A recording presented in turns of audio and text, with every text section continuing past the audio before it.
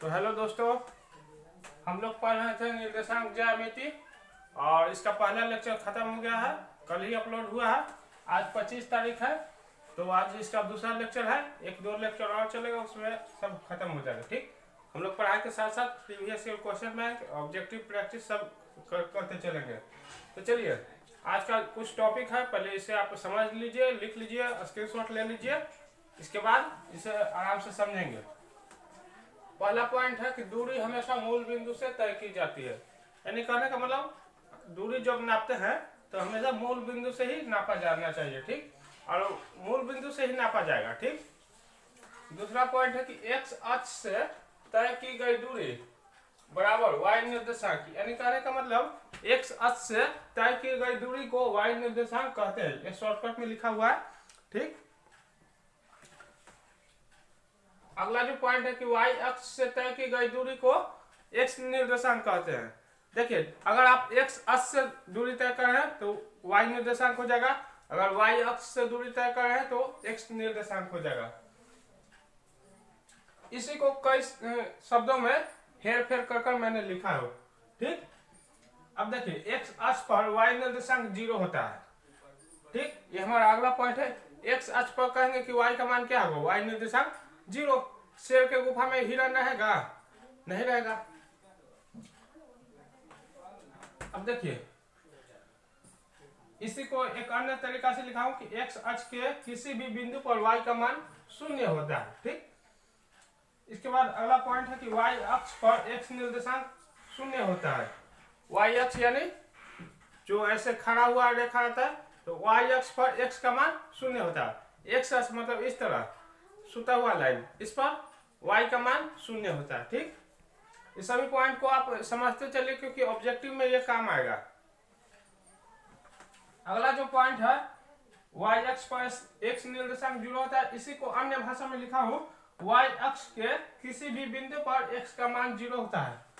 थोड़ा सा बोलने में तकलीफ हो रही है, लेकिन आप भावनाओं को समझे कि y अक्ष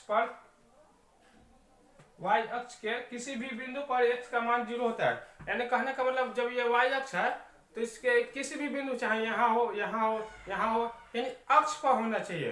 ठीक, यानी ये जो खड़ा लाइन है, इस लाइन पर कहीं भी x का मान ले तो 0 होगा, चाहे ये ऊपर का भाग हो या फिर नीचे का। यानी खड़ा लाइन बस रहना चाहिए। अगर ये खड़ा लाइन है तो इसमें कहीं भी, चाहे ऊपर या फिर नीचे जो होता है, उसमें भी x का मान 0 होगा। फिर y अक्ष पर सभी बिंदुओं का भुज 0 होता है। x का ही दूसरा नाम भुज होता है, मैंने बताया था। x निर्देशांक कहिए या फिर भुज कहिए, y निर्देशांक कहिए या फिर कोटि कहिए। तो यहाँ मैंने बताया कि y अक्ष के सभी बिंदु पर x का मान 0 होता है। अगला पॉइंट में मैंने बताया कि सभी बिंदु का भुज 0 होता है। ठीक, यानी y अक्ष है, इस पर किसी भी बिंदु पर भुज पूछेगा तो भुज का मान 0 होगा। यानी x निर्देशांक कहिए या फिर भुज कहिए, दोनों एक ही बात है। तो बिहार बोर्ड में कई तरह से घुमा फिरा कर ऑब्जेक्टिव पूछे जाते हैं, इसलिए मैंने हर तरह से आपको बेसिक क्लियर कर दे रहा हूं, ताकि आपको ऑब्जेक्टिव याद न करना पड़े, आप समझ जाइए और एग्जाम में आराम से बना लीजिए। अगला जो पॉइंट है कि y अक्ष का समीकरण x बराबर 0 होता है।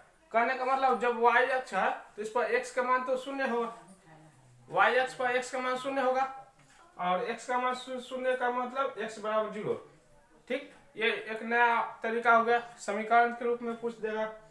अगला जो लास्ट पॉइंट है कि y अक्ष पर स्थित किसी बिंदु का नियामक 0, y होता है। कहने का मतलब, कहीं भी बिंदु है वहां 2 अंक होंगे, ये मैंने बताया था। तो ये 2 अंक है। y अक्ष है तो x का मान 0 होगा। x मैंने बताया था कि x पहले लिखा जाता है, y बाद में लिखा जाता है, ये मैंने बताया भी था। और आप भूल ना जाए, इसके लिए मैंने लिख भी दिया था। तो पहले x लिखा जाता है, बाद में y। अब ध्यान से समझिए, अभी मैंने क्या बताया, y अक्ष पर x का मान 0 होता है, y अक्ष पर। तो जब बात हो रहा है कि y अक्ष पर, तो x का मान 0 होता है, और x पहले लिखा जाता है, तो पहले 0 होगा और बाद में कुछ भी होगा। ठीक, लेकिन y अक्ष के बात हो रही है, तो इसलिए यहाँ पर y लिख दे रहे हैं। ठीक, अगर y का मान 1 है तो यहाँ पर 1 लिखा गया, -5 है तो -5 लिखा गया। ठीक, लेकिन x का मान हमेशा 0 होगा, तो ये 0 हो गया। आप स्क्रीनशॉट लीजिए, एक बार फिर से देखिए।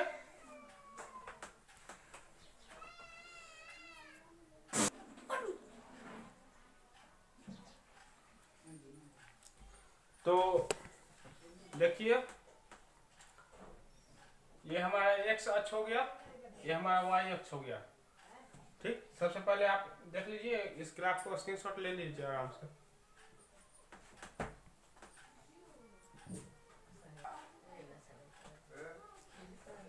चलिए, आई होप अब आपको कोई दिक्कत नहीं हो रहा होगा, मोबाइल हिल नहीं रहा होगा, आपको रिकॉर्डिंग अच्छे से हो रहा होगा।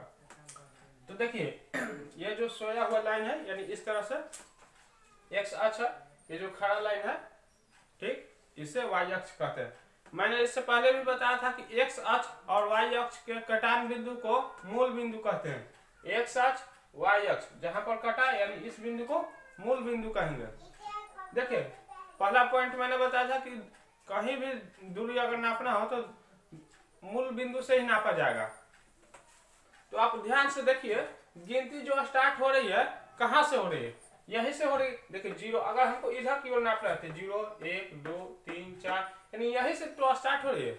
अगर उस टाइम भी बात करते 0 -1 -2 -3 -4 1 2 3, यहाँ 0 है तो 1 -1 -2 -3 -4, यानी कहने का मतलब स्टार्ट तो यानी 0 से ही हो रही है। अब 0 कहाँ पर है, यहाँ मूल बिंदु पर, तो दूरी हमेशा मूल बिंदु से ही नापा जाएगा। ठीक, ये तो बात हुआ कि अक्ष पर है। अगर बिंदु यहाँ पर है तो देखिए कहीं भी बिंदु है वहां पर 2 अंक जरूर होंगे। तो यहाँ पर मान लेते हैं कौन कौन सा अंक है, भुज कोटि तो होंगे, एक भुज होंगे, पहले भुज होगा यानी एक्स अक्ष, बाद में कोटि होगा। ठीक, कोटि यानी वाई अक्ष। ठीक, ये जो बिंदु है यहाँ पर है बिंदु है पी, मान लीजिए। अब देखिए पी बिंदु पर एक भुज एक कोटि है, भुज कोटि का जो भी मान रहेगा यहाँ पर भर दिया जाएगा। तो इसका दूरी भी मूल बिंदु से ही नापा जाएगा। अब कहिए कि यहाँ से यहाँ तक की दूरी हम कैसे नापेंगे। ठीक, तो आप कई तरीके से नाप सकते हैं। ठीक, जैसे एक तो सिंपल है कि पाइथागोरस प्रमेय से। तो देखिए इसका शॉर्टकट अभी मैं बता रहा हूँ आपको, थोड़ा सा अगर त्रिकोणमिति बढ़िया से पढ़े होंगे तो एक त्रिक पाइथागोरस प्रमेय मैंने बताया था, उसे मैं समझा रहा हूं।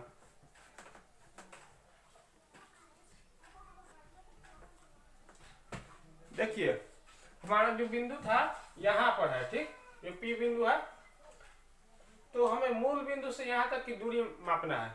ठीक, तो हम कैसे नापेंगे ये तो हमें पता नहीं, लेकिन अगर हम देखें तो ये जो बिंदु है ये एक्स अक्ष पर कहां से मिला है, या 4 है इसके सामने है। ठीक, वाई अक्ष पर देखेंगे तो 3 के सामने, यानी कहने का मतलब देखिए ध्यान से सोचिए, यहां से हम यहां तक की दूरी नापेंगे तो कितना होगा, यहां से यहां तक की दूरी कितना होगा। थोड़ा सा अब ध्यान से देखिए, इधर देखिए ये जो दूरी होगा या फिर ये जो दूरी होगा सेम ये वाला दूरी होगा। ठीक, देखिए यहां से ये जो मेरा हाथ का दूरी है वही दूरी यहाँ पर। अगर 9th क्लास में आप ध्यान से एक प्रमेय पढ़े होंगे तो 2 समांतर रेखाओं की जो है समांतर रेखा है, तो जो इसका दूरी होगा वही इसका दूरी होगा। ठीक, तो ये वाला यहाँ से दूरी हम कैसे नापेंगे नहीं पता, लेकिन यहाँ से तो यहाँ नापा हुआ है, तो यहाँ से यहाँ तक 3 है, तो यहाँ से यहाँ तक भी 3 होगा। ठीक, 3 यूनिट या 3 इकाई जो भी आप मान लीजिए। यहां से यहां तक की दूरी नहीं पता, लेकिन यहां से यहां तक की दूरी पता है 4, तो यहां से यहां तक भी 4 होगा। अब यहां से यहां तक ही मानते हैं 4। अब देखिए यहाँ एक त्रिभुज की रचना हो चुकी है इस तरह से, ये 3 है ये 4 है, तो ये कितना होगा, ऑटोमेटिक 5 हो जाएगा, क्योंकि यहाँ पर 90 डिग्री है। तो मैंने बताया था त्रिकोणमिति वाला में, अगर आप नहीं पढ़े हैं तो मैंने आई बटन में लिंक दे दिया हूँ, देख लीजिएगा।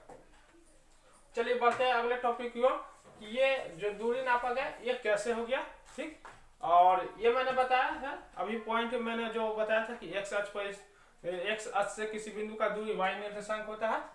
ठीक, और वाई अक्ष से किसी बिंदु का दूरी एक्स निर्देशांक होता है। कैसे होता है वो मैं इसे मिटा रहा हूं, उसके बाद समझाऊंगा आपको।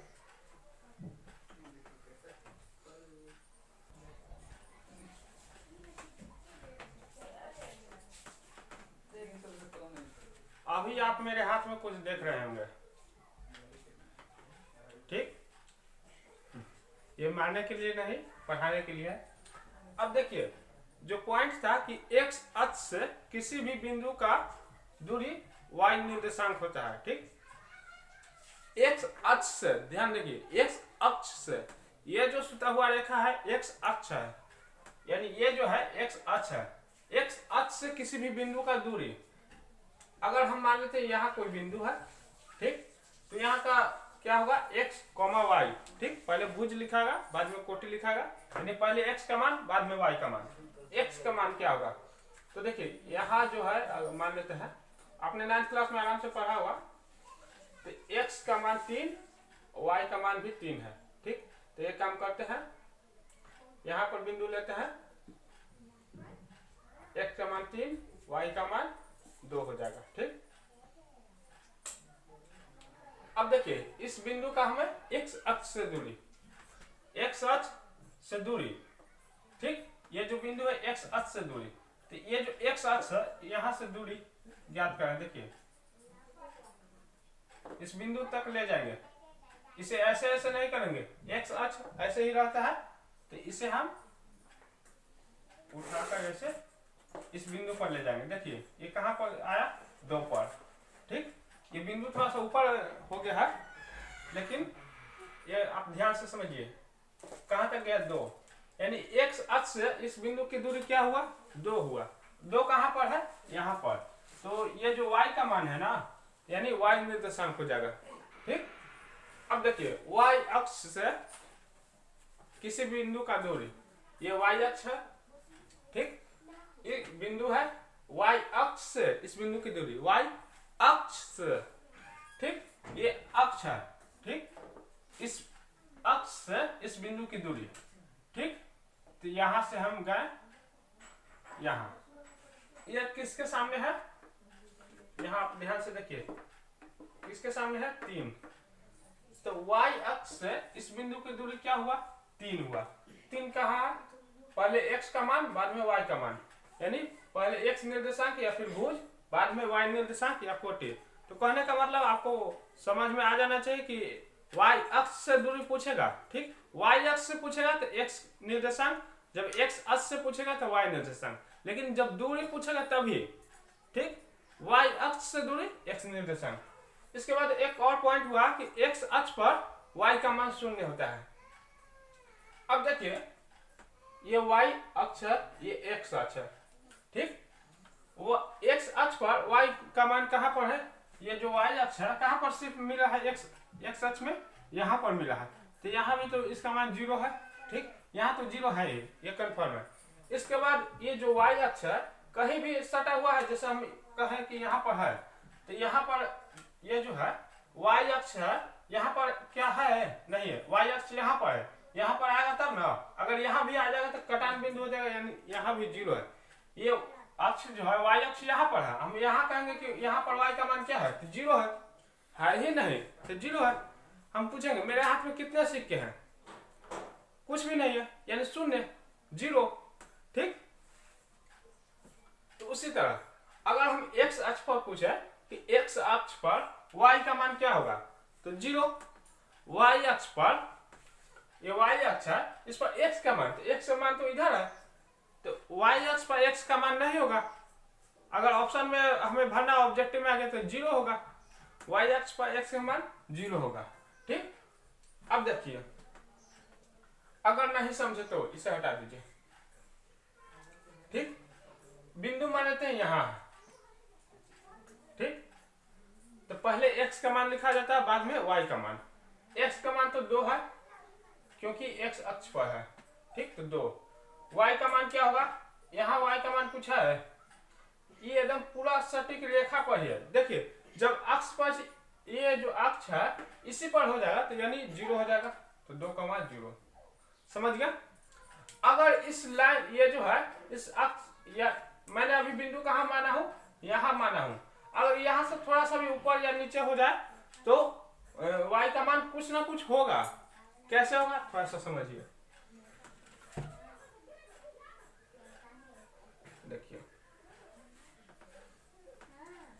देखिए अगर मैंने बिंदु यहाँ पर मान लिया तो यहाँ x का मान लिखा जाएगा पहले, ठीक। तो x का मान देखिए, अगर आपको नहीं लिखने आता है तो इसे ऐसे मिला दीजिए, ठीक। ये बिंदु है यहाँ, तो इसके सामने ऐसे मिला लीजिए, इसे ऊपर ले जाते हुए मिला दीजिए। x वाला ये है रेखा, x का मान कितना हुआ 3, पहले x का बाद में y का, y यानी इस तरह से लंबा वाला -2, ठीक। अब देखिए इसमें कोई तो जीरो नहीं है। अगर शून्य रहता तब ना कि x अक्ष पर है तो y का मान 0, y अक्ष पर है तो x का मान 0, ये कोई अक्ष पर है ही नहीं। अक्ष बोला जाता है ये जो पाई है, रेखा है, इसको बोला जाता है, ठीक। अब देखिए यानी ये जो क्वाड्रेंट है, क्वाड्रेंट मतलब चतुर्थांश होता है, ये मैं बताऊंगा, इस पर 0 नहीं है, ठीक। इससे कई सारी बातें प्रूव होती है। अभी आप स्क्रीनशॉट लीजिए।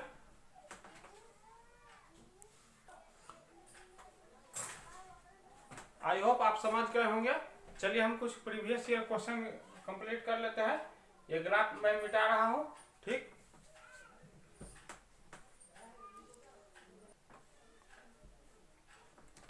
चलिए देखिए, थोड़ा सा मुझे बोलने में तकलीफ हो रही है, लेकिन आई होप आपको आवाज़ क्लियर आ रही होगी। अगर आपको मेरी आवाज़ ठीक से नहीं सुनाई दे रही है या फिर चूँकि कॉलर माइक का उपयोग अभी नहीं कर रहे हैं, ठीक, अभी नहीं है, तो अगर आवाज़ में थोड़ा भारीपन लग रहा है या फिर आवाज़ स्पष्ट नहीं आ रहा है तो आप कमेंट कर दीजिएगा, ठीक।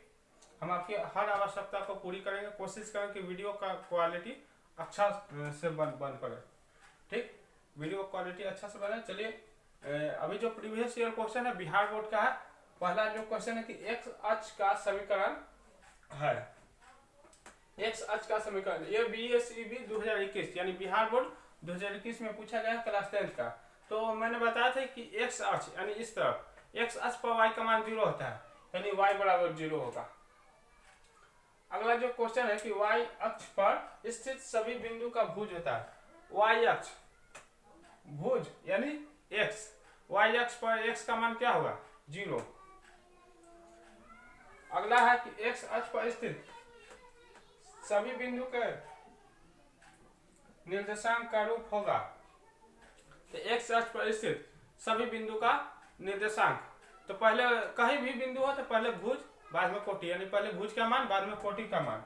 x अक्ष पर है तो कोटि का मान 0 होगा, यानी y निर्देशांक 0 होगा। तो बाद में वाला 0 होना चाहिए। देखिए इसमें बाद में 0 है, इसमें 0 नहीं है, इसमें भी 0 नहीं है, इसमें भी 0 नहीं है। तो ये तो आप डायरेक्ट बना सकते हैं कि जिसे लास्ट में 0 है तो ये आंसर, या फिर आप समझ लीजिए कि लास्ट में 0 है, ठीक। और x अक्ष पर है तो यहाँ पर x लिखा हुआ है, ठीक। y अक्ष का रहता है तो लास्ट में y लिखा रहता है, पहले 0 लिखा रहता है। y अक्ष का समीकरण होता है, y अक्ष पर x का मान 0 होता है, तो x बराबर 0। ये आपका 2022 में पूछा गया है, ठीक।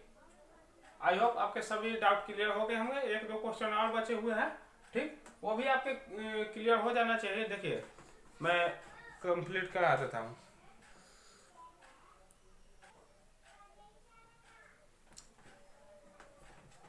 तो हमारा क्वेश्चन रेडी है, ठीक। वीडियो लंबा होने के कारण मैंने सोचा था कि अब कट कर दें, ठीक। लगभग 20 मिनट का हो गया होगा। देखिए प्रथम चतुर्थांश में स्थित किसी भी बिंदु की x अक्ष से दूरी क्या कहलाती है। अब आप कहिएगा कि गुरुजी प्रथम चतुर्थांश क्या होता है, ये तो मैंने पढ़ा ही नहीं, लेकिन मैंने ये तो बताया है कि किसी भी बिंदु की x अक्ष से दूरी क्या कहलाती है, तो y निर्देशांक। y निर्देशांक का ही दूसरा नाम क्या है, कोटि। तो ये बात प्रथम चतुर्थांश में और दूसरा में, तीसरा में या चौथा में कोई दिक्कत नहीं, ठीक। किसी भी बिंदु की दूरी x निर्देशांक क्या कोटि कहलाएगी, ठीक। अगला जो क्वेश्चन है कि x बराबर -5 का आलेख यानी ग्राफ कैसी होगी, ठीक। ऑप्शन है y अक्ष के समांतर, x अक्ष के समांतर, मूल बिंदु के समांतर मूल बिंदु से जाती हुई, ठीक, इनमें से कोई नहीं, ठीक। मूल बिंदु के समांतर कैसे हो जाएगा, वो तो एक बिंदु है। तो इसका हम सॉल्यूशन करते हैं। देखिए इसे हम मिटा रहे हैं, आराम से समझिएगा।